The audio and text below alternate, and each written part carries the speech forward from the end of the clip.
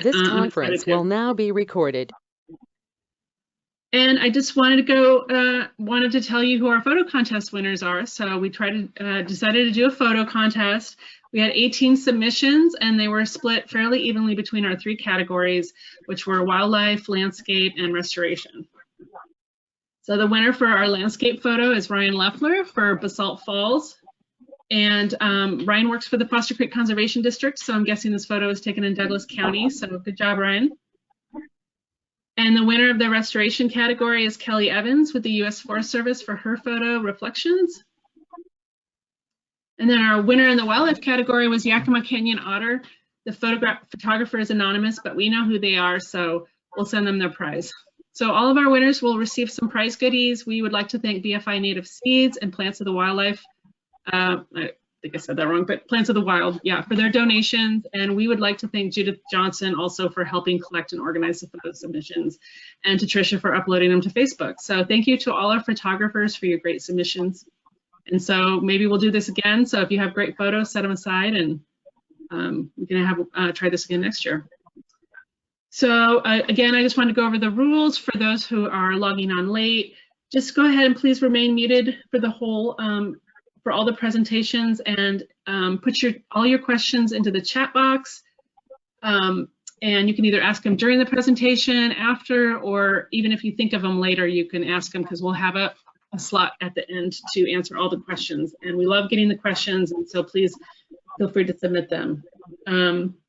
Yeah, and again, if you have any technical issues, just send Tricia an email, or put her in the chat box, put your question in the chat box, and she'll try to help you.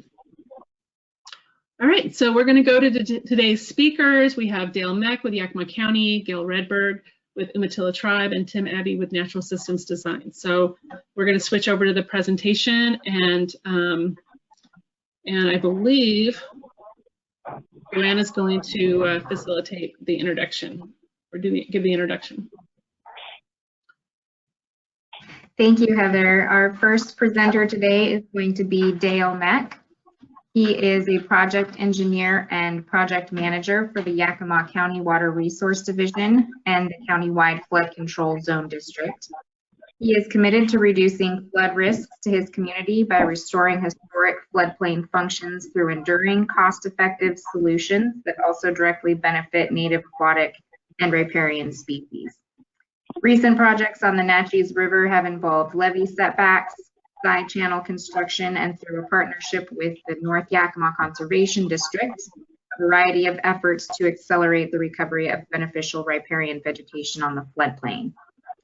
Dale studied hydrology and civil engineering at Cornell for his bachelor's and Stanford for his master's, but says that he acquired real-world, in-depth understanding of hydraulics, agreeing processes through immersive experiences as a wilderness raft guide in Alaska. He has 2 young children who have recently been introduced to a variety of popular fairy tales, as well as some lesser known but arguably more ecologically consistent adaptations. And I think we might be hearing one of those today. This presentation is entitled Jack and the Beanstalk in Washington. Thank you, Dale.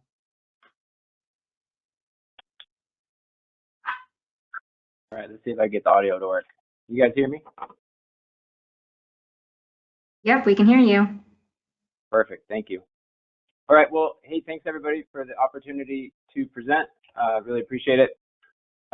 Real quick, before I get in, I want to just throw some disclaimers out there. I am a dabbler duck by nature, a jack of all trades, if you will. While I occasionally enjoy a good dive, my professional experience is pretty diverse, and I kind of wear a lot of hats. So I feel kind of like an imposter here talking about riparian plants. But I really appreciate the opportunity. We've done some projects on the Natchez over the past couple of years that I feel like we learned a lot about. So I'm going to share some of that today. And then again, I work for the Yakima County Flood Control Zone District. The focus of our work is on reducing flood damages in our community. We don't prevent floods, we just try to reduce the damages that happen when they do occur. And one of the tools that we use is the levee setback, the idea being to regain historical floodplain functions. So I'm going to talk about some of that today. So yeah, remember the classic tale Jack and the Beanstalk. It's a fairy tale. It was one of my favorites as a kid. I might have took it a little too literally. In case you missed your childhood, here's the quick summary, right? There's a little farm boy. He has to sell the milk cow when it stops producing. He's going to go to a market to sell it, but instead he meets this traveler who convinces him to sell it for a handful of magic beans. He returns home, throws them out his mom throws them out the window, and then Jack goes to bed. And then overnight, the magic beans do their work, right? And a huge beanstalk grows up to an ogre's castle. Jack climbs up, steals a bunch of gold, cuts the beanstalk down, the ogre dies, end of story, right? I have to admit that until several years ago, this was kind of how I thought riparian planting went. Throw some seeds, take a nap, and then kind of wake up to a functioning riparian jungle. I think it shows a certain reliance on magical thinking on my part. But today, I'd like to share a slightly different version based off of the experiences that I've had on those levee setback projects on the Nat Cheese. But first, an awkwardly oversimplified description of the setting for our story. This kind of helps characterize how I approach our work on the river, and it's kind of fun. So, once upon a time, in Memorial, there was a broad, undeveloped floodplain characterized by a structurally complex network of perennial and seasonal channels, and of course, lots of tasty fish. These fish were harvested by the locals who had lived in the area since time immemorial. And then in the spring, when the seasonal floodwaters from the snow and rain in the mountains to the west filled the channels, it would spread out laterally into the floodplain as largely a lateral process. And the channels would move and shift, and the forest would give way to cobble bars, and the cobble bars would be recolonized, and the fish were harvested. And then came the railroads and the diversions and the dikes and the drainage districts, the dams, the roads, the highways, the bridges, all of the various infrastructure that we create as part of our civilization in the floodplain. And this required large areas of land parceled out from the historic floodplain. And to protect that land from seasonal floods, we built these beautiful little trapezoids called levees. And this, of course, led to declines in fish populations. And over time, somewhat more slowly, the river system responded to that confinement. And those floodwaters that were previously laterally extensive were now deeper and swifter. They're less interaction with vegetation to slow them down and less room, so they get deeper and faster. Now, the historical sediment transport was also interrupted by these levees. So we ended up with reaches that would aggrade, so they would get kind of higher over time, which are prone to sudden avulsions, or we'd have areas that would just keep getting deeper. So you'd have disconnected floodplains and really deep incised channels. And of course, that led to the floodwaters attacking the levees, or in grading reaches, the river would just kind of go around the upstream end of the levee.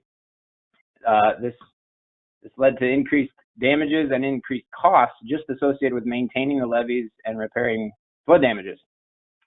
So after a series of devastating floods in the Yakima and Nat Cheese rivers in the 1990s, our community decided, okay, let's try something new based on a better understanding of kind of how natural floodplain processes work and how all of our infrastructure affected those processes. So they formed a flood control zone district, and they said, okay, reduce damages. And instead of constructing new levees or just putting more and more money into repairing the old ones that had proved less reliable than we had hoped, the focus shifted. Said, okay, well, let's set the levees back and regain functional floodplain. And also recognizing that we need ecological restoration of the habitat provided by that floodplain. So we work with willing landowners based on the findings of these big reports called CFHMPs. It's a comprehensive flood hazard management plan. And we implement a number of these levee setback projects to basically give the river more room. The hope, of course, being to eventually get back to something more stable and more resembling that original condition, only between the levees. The objective being decreased maintenance costs, more reliable flood protection, and buffer capacity for changing climatic conditions, and maybe some additional tasty fish. And ideally, we'd go straight back to that, right? We just build it right there. But in many of these semi-urban and urban reaches, it's just not an option from a national flood insurance program permitting perspective, from a construction and practicality perspective, and just the functioning ecosystem that exists in some areas. You just can't get in there and do certain things. And so we often focus in my world on, okay, well, what can we do as part of the levee setback in that area of the floodplain where we're restoring that piece? What do we do there to help nudge the system back towards something that's more beneficial from a hydraulic perspective and more beneficial from an ecological floodplain perspective? And given that we want the system to evolve over time to get closer down to that bottom figure, where do we plant? And what level of investment in plantings and at what locations is kind of ideal or appropriate? So this is where the jack in our story appears. And this is what might have happened. Given my understanding of that fairy tale story, this is probably what would have happened.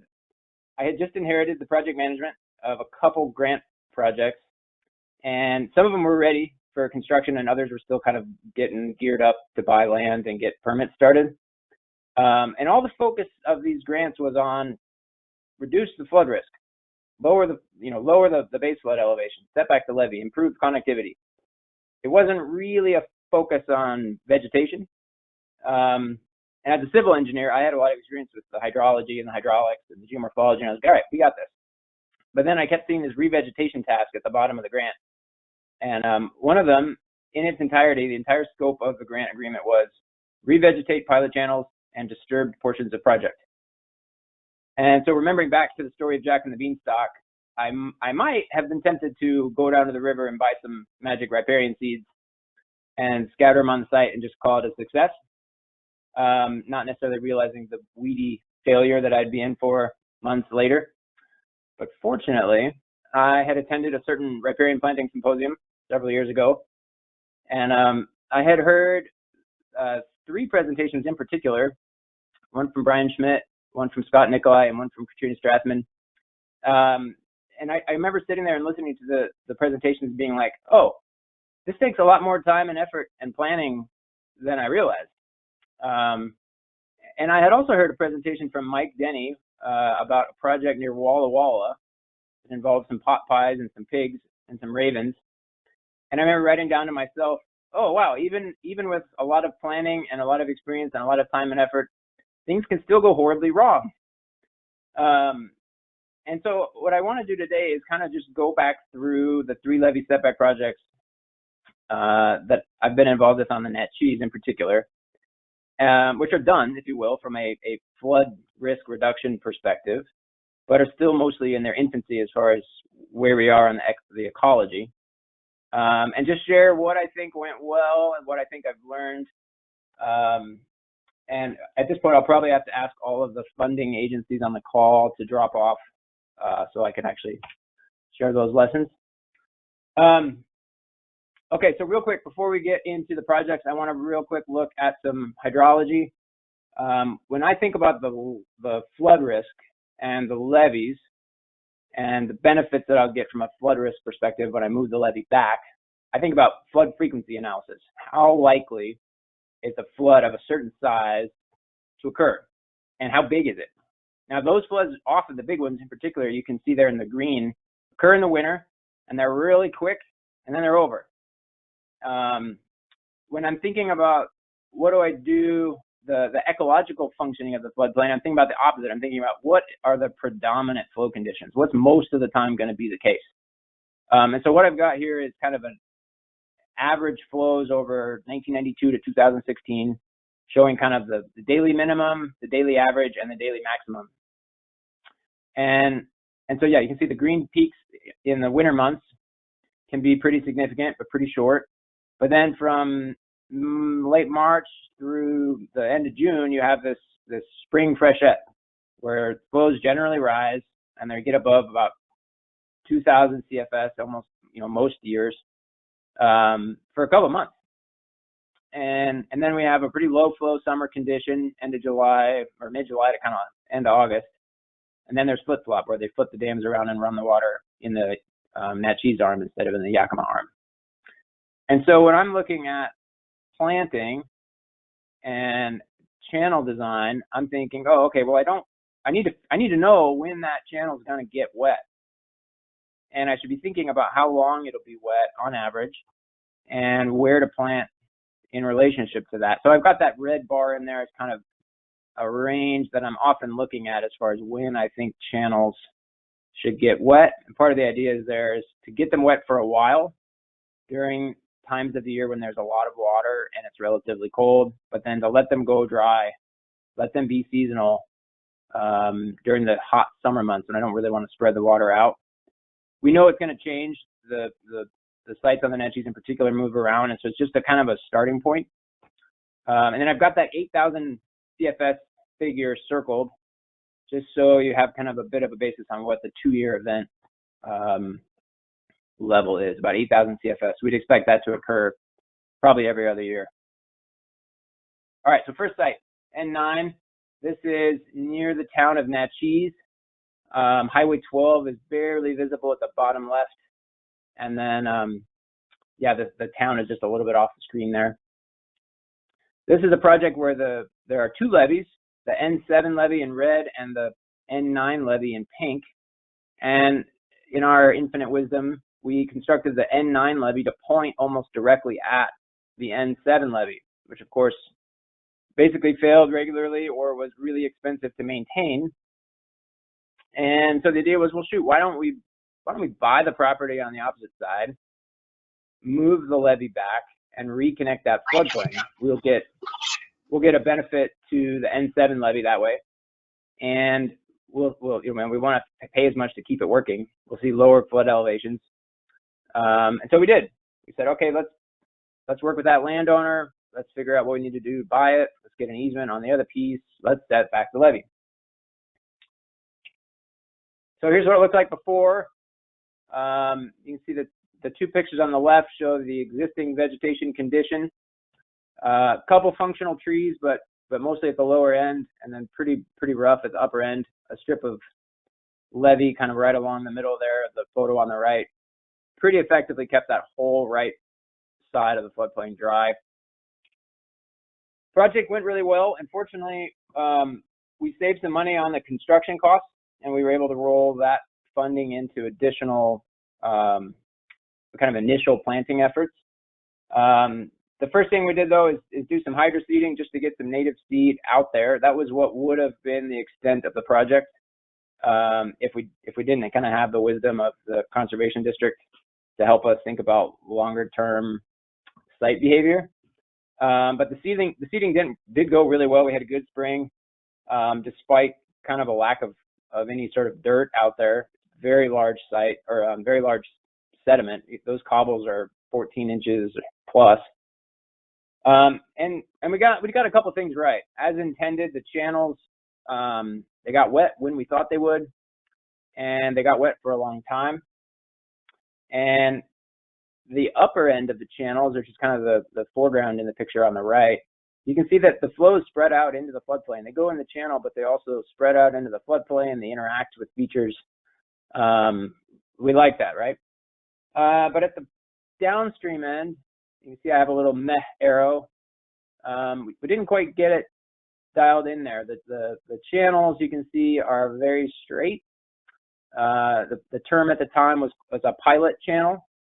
So there's not a lot of complexity in flow, and the channels don't interact that much with the floodplain. The water doesn't get out of the channel often enough to interact with the floodplain to kind of create additional change.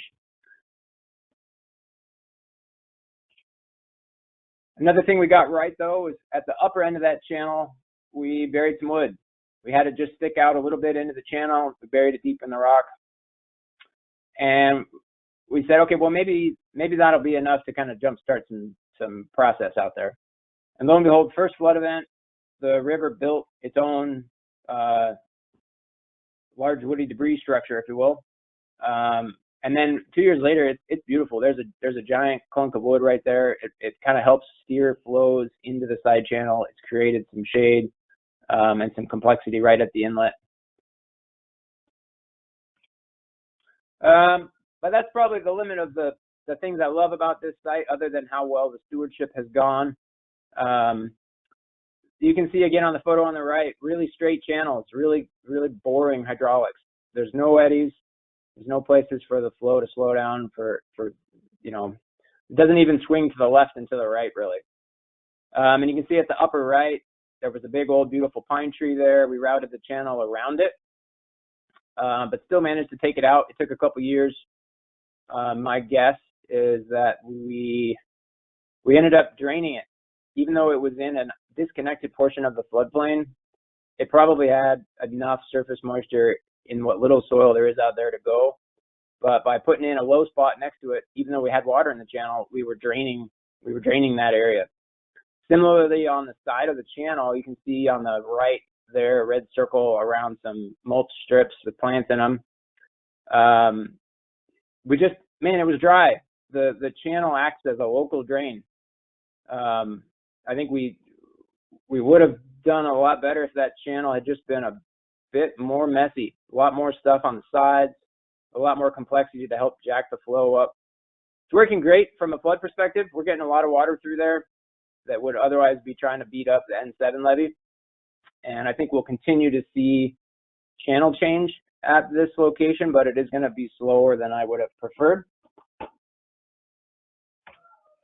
One thing we did right, though, is we did a really good job of not taking out existing vegetation that was out there. We were really careful to try and route things around trees and pockets of good vegetation, and that paid off. So you can see here's a before condition. This is like first flood after construction, and there's a year later. The native vegetation is doing really well, and it came back, especially adjacent to the channel. You can see further back there, though, the steepness of the bank and the lack of anything growing on that slope.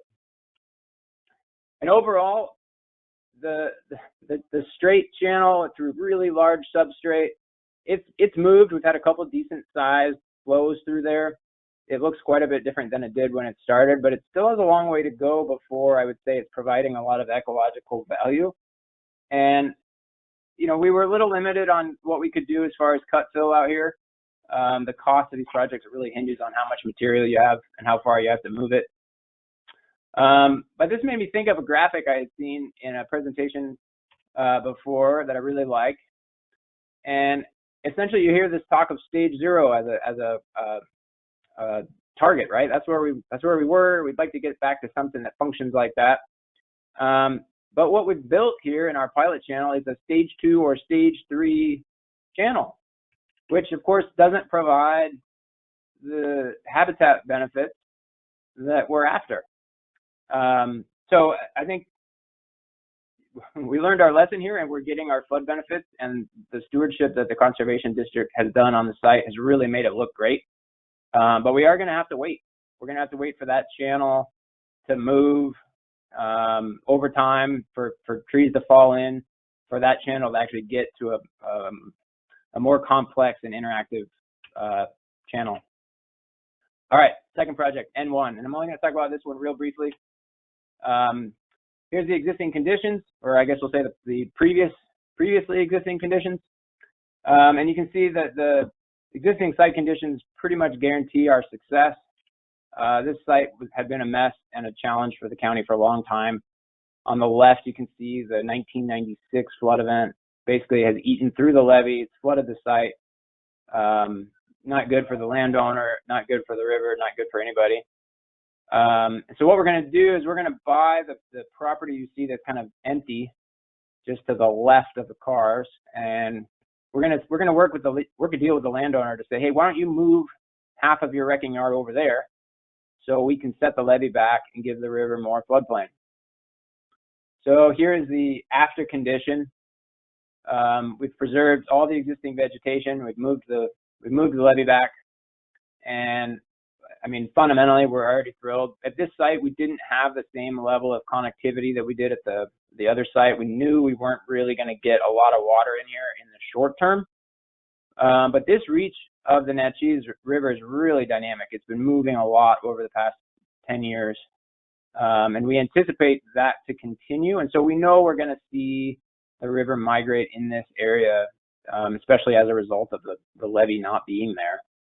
And so what we wanted was a set of channels in there that would provide kind of a preferred flow route once that occurs, and to help kind of keep the water from sucking up against the levee. And so what we wanted was a way to get channel shades started now so that as the river moves over, we would have it. So what we did, this was straight from a recommendation somebody else provided in this symposium several years ago, was dig a hole, plant a pole. And this was fantastic. This worked out really, really well. The contractor was out there with a giant excavator building the levee, digging channels. And we just said, hey, we want you to, commit to 2 days of basically driving around the site, digging holes so the conservation district can just plant them, fill them with willows. We had hoped to do it across the floodplain, but the groundwater table was so far down, the only place we could get close to it was in the bottom and on the margins of the side channels. And so we did. We dug 6 feet down right along the side of the channels, threw in, I don't know, some 1,000 odd willows into these trenches along the sides of the channel. And this has been a really good success. Those channels aren't getting wet. That's the highest water I've seen right there. We had one flood event that got a little bit of water into the channel, but really these things they don't see the river yet. It's coming, but it's not there yet. And we're really thrilled to have vegetation already going. So when it comes over, it'll have a little bit more to chew on. We've done some other work at this site. I won't really go into it. I guess I'd say again, it's kind of at its early stages of life as far as the ecological restoration goes. All right, third site. This is the one that's most interesting, I think, and I think has benefited the most from the last 2 lessons or the last 2 projects and what we learned in those. So this is again on the Natchez. This is in between the other 2 projects. Highway 12 is on the right, South Natchez Road is on the left. There's a purple line there that shows where the Trout Meadows berm was. This was just goofy berm that stuck out from the valley wall and helped push the river away from the valley wall so they could have a trout rearing operation in those ponds. And then on the opposite bank is the McCormick levee. There's an agricultural diversion at the upper end of the McCormick levee and a fair amount of development behind it. And so you can see what happened here in 1996. The brown is where the flood went. The white is where it didn't go. And you can see that the river flanked the levee in 2 different locations. Part of that is as a result of sediment building up in the reach above the constriction created by the 2 berms in the levee. So the plan was, okay, well, let's buy that land. Let's remove the berm, set it back. Let's get rid of those artificial aquaculture ponds. Let's put in some side channels. Let's reconnect this floodplain to reduce flood risk to Glebe and Highway 12 and the McCormick levee on the other side of the river. And we can reconnect Basalt Springs, which is this small spring that comes off the side of the hill there, goes through the RV park and down into that pond. Let's reconnect that flow more directly with the river in a way that's more beneficial. So here's kind of the concept, and you can see the picture behind is the actual project probably the day after construction. They're still out there hydroseeding it. Instead of steep side slopes, we've got a much more gradual channel. We've got one side of it in particular is really low angle. We want to have lots of room for different types of plants and different zones of planting and different interactions with the floodplain. We've got a shallower bed on the right. And overall, we're trying to keep the water pretty gosh darn close to the elevation of the floodplain so that we get interaction with the floodplain regularly and for a long period of time. And we did the dig a hole, plant a pole approach again. I want to say a big thank you to the Washington Conservation Corps crew in particular. They really worked hard on this site, both getting willows in the ground, but also just hours of planting, riparian planting along the edges of the channels. Really impressed with the crew's persistence given the conditions out there, and their dedication to kind of enhancing their resources here locally. So we built it last fall. Then in February, of this year, we had flows get up to about 4,500 CFS. Or I guess that's what the photo is taken at, sorry. The flow started in the channel at around 2,900, which was only a couple hundred CFS off of what the modeling had predicted. So we were feeling pretty good, right? We were like, yeah, we nailed it here. And we were seeing cute little plants next to a nice little creek. We were seeing interaction with the wood that we had buried in the channels. We were starting to see complexity starting. We're feeling pretty good. It's still straight, but we're thinking that now we're going to see things evolve over time, kind of like a bad COVID haircut would look better a couple weeks later. But then about a week later, the flows went crazy. We had a 10,000 CFS event, which is more than a 5-year event, not quite a 10-year event.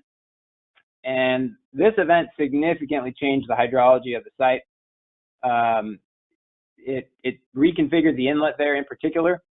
And so now after the event, we're going to see quite a bit different levels of inundation than we did before. And you can see this did some damage to our plants. On the figure on the right there, you can see one of those riparian strips pretty much underwater. Many of them survived, but probably about a third of the plants along the channel margins disappeared entirely. So on the top left, you can see before the event, at about 2,900 CFS, there was just trickle flows in there, very little bit of water, not much. And those red polygons kind of indicate the location of the planting, the installed plants.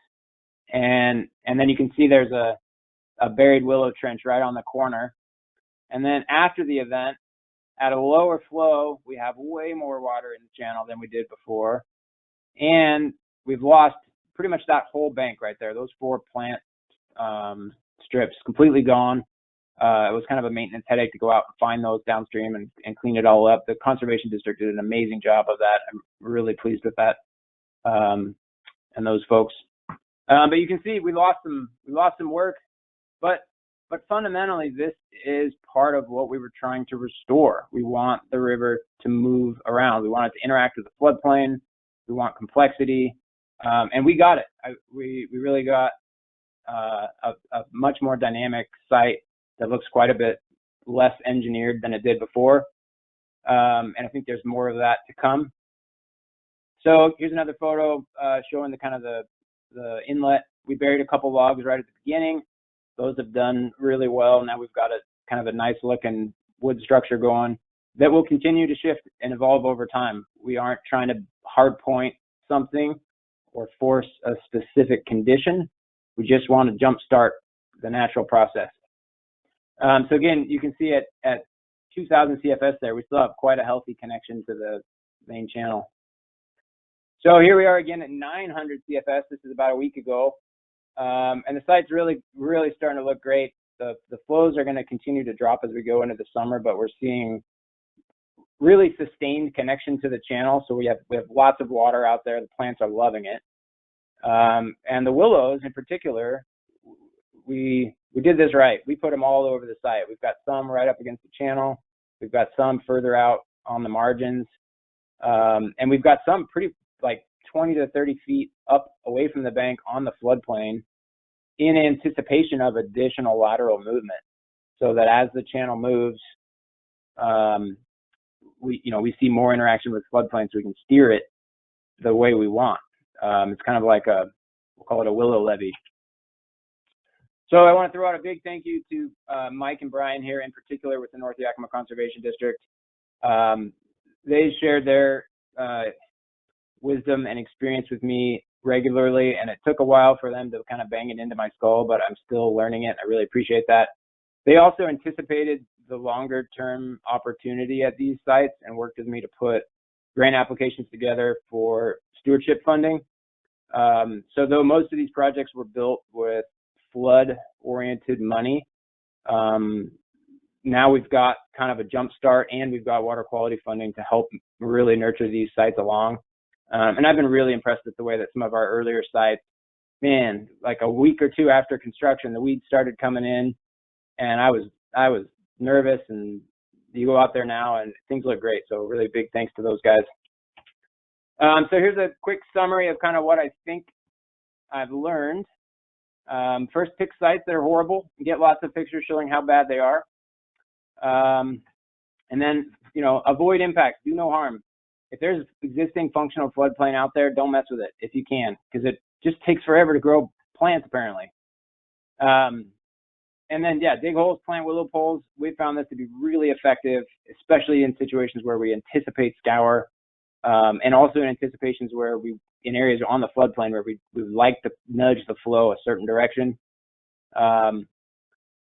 Yeah, mulch riparian plantings, I've seen it work really well, but not on the outside of a really active channel bend. I think I learned my lesson there. And then again, water levels, I think we've all heard that in pretty much every presentation. You need to know where's the water going to be over the course of the year, both surface water and groundwater, so that your plants don't dry out or get scoured out. And given that, then plan for uncertainty, because even on these sites where the first site, the N9 site, where the river hasn't changed dramatically, those flows keep moving, and the activation flow for the channel keeps changing. And so I think plant a variety of things at a variety of locations so that something's going to go and take, and then you can kind of adaptively manage it from there. A lesson for myself probably here is to, in particular, when I'm thinking about how fast the channel will evolve on the Natchez, in particular, is to look really carefully at how big the sediment is. The dominant size at N9 is these big old cobbles, and it's going to take a long time. The other two sites, the same approach is working much better because the material is much smaller and the channels really do move and shift pretty quick. Use low side slopes, provides for more interaction and easier to mow and access, and you can get more variable channel grading. And then, of course, incorporate wood. In a lot of these systems, I have to be careful because I have to comply with the NFIP, the National Flood Insurance Program, and I have to be somewhat aware of river users. And so what we seek to do is just introduce it so that it creates change and pattern, but not any sort of installation that would cause a safety risk. So then I've got the let the river do the work idea there, but I've kind of put a big giant caveat in the middle of it that I think it's a good idea, but we should really focus on jump starting it back towards the condition that we want and getting benefit in the short term. So let the river do some of the work. And then I've learned to not walk away and think magically that it will just happen by itself overnight. Adaptive management and maintenance is critical. Special thanks to Brian in particular for, I think, patiently and regularly reminding me that plants don't grow overnight. And that is what I've got for you today. Thank you. Thank you, Dale. We do have several questions here that have come up. And this first question you sort of already answered. The question is, are there opportunities to add wood to these side channels to add complexity to them and help push water up onto the floodplain? I think that was probably referencing the first project site. Do you have any plans to go back and add any additional wood? We actually did go back to that first site in particular and try to do some stuff. And without an excavator at that site, there are some challenges. It's the sediment is just bulletproof. We tried to pound some posts in to do some beaver dam type analog work, and it's impenetrable out there. Fortunately, there is a lot of wood along that channel, and so we do anticipate that it'll kind of happen naturally. It's just slow. And we learned the lesson. So on all of the other projects, we introduce it everywhere we can. It's a balancing act, and this is where I think as an engineer who largely focuses on the flood performance of these sites, I have to be careful. I have to be able to demonstrate that this does not increase flood risk. And so every time I set the levee back, I get kind of a bonus, right? Because I can say, oh, well, that lowered the water surface by this many inches or this many feet. And then I can put material back in the river to balance that out and get the benefits, but I can't. There is a limit to it. Hope that makes sense. Yes, it does. So the next question is, did you consider not building the channels and instead installing roughness, woody debris, etc., on the floodplain and letting the water form its own path? We can in some projects, yeah. We want the river to choose to some extent, but if without the channel, that doesn't get wet. And so that's the balancing act, is how much water to invite over into the area that you want to change over time to get better ecology or better flood performance. And so the issue is that, these sites are really altered. We've got to, like I said, go back to that, one of those first slides, that we can't,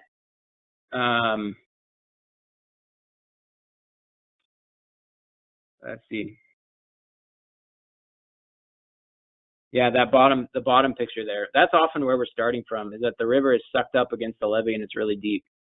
And we want the river to move back over to the other side. We want it to be shallower and more interaction. And if we just set the levees back, we just went to this condition here in the middle there, where we just set the levees back but didn't do anything, we'd have to wait a long time.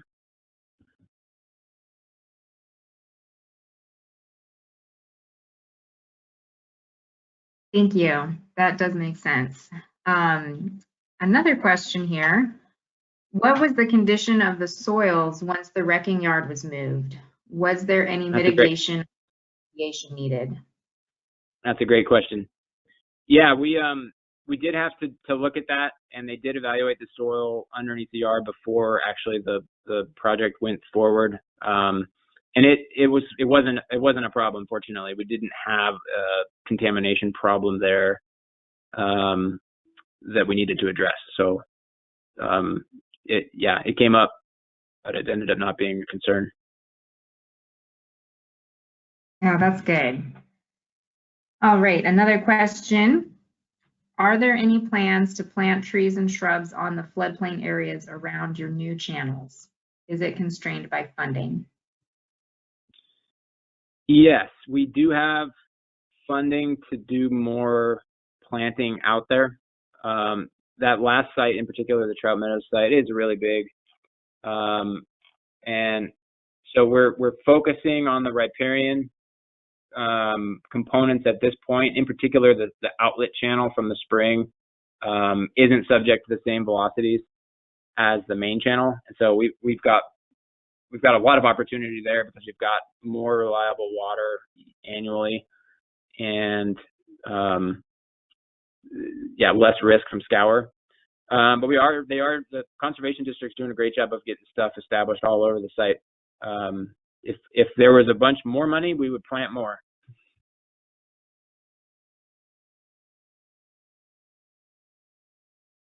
All right, there's another question that just came in. Did you install other species within your willow trenches, such as dogwood or cottonwood? Yeah, just a couple here and there, just to see how they'll do. So each trench, and this was Brian's brilliance, has a couple other species thrown in, kind of scattered along the length of the trench, so we can see how they'll do. Yep.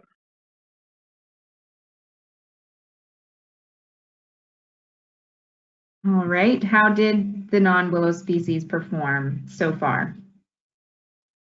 So far, they're alive. It's pretty early. I think this past week it's getting pretty hot. The channel still has water, so I think things are going to be okay for now. But I'm really curious to see. I don't have any. I'm not going to make any predictions. I don't really know, but they're alive so far. And can you just remind us in terms of what the timeline has been? It seemed like the various projects went in at different times, but has this been in the last 2 years, 3 years? Yeah, so the Trout Meadows project got built last fall and got its first flow here in February. The other two sites, let's see. In my notes, they're a couple years old. This is the oldest one, the N9 site. I think it went in 2018. I think they both went in 2018. So they've had a year or two. So I think we're still on the kind of beginning stages. And I did have a question on, I think it was that N9 site. You showed a picture of where you had hydro-seeded on that cobble, and it looked like it was doing relatively well. Has that success continued? It has. I've been really surprised, honestly, at that site, how well the native grass has done. It took 3 years to get there. You know, the first year I went out there and it was like a sea of mustard and the thistles were coming in, and Brian held my hand and told me not to freak out. And basically they kept at it. They would go out there and it's like the first year it comes up and it's just super small and you don't see it. And then a couple years later, it's like, oh wow, it's really there. I think the only reason it's doing well at this upper reach in particular is because of the way the water gets out there every spring. You get kind of shallow groundwater interaction with that upper bench. And so that area seems to do really well. You know, down at the lower end, it's a little bit more arid, and I'd say less favorable. Yeah, that's great that you had such good success. Yeah, I guess I would just throw out, be really patient with your engineer.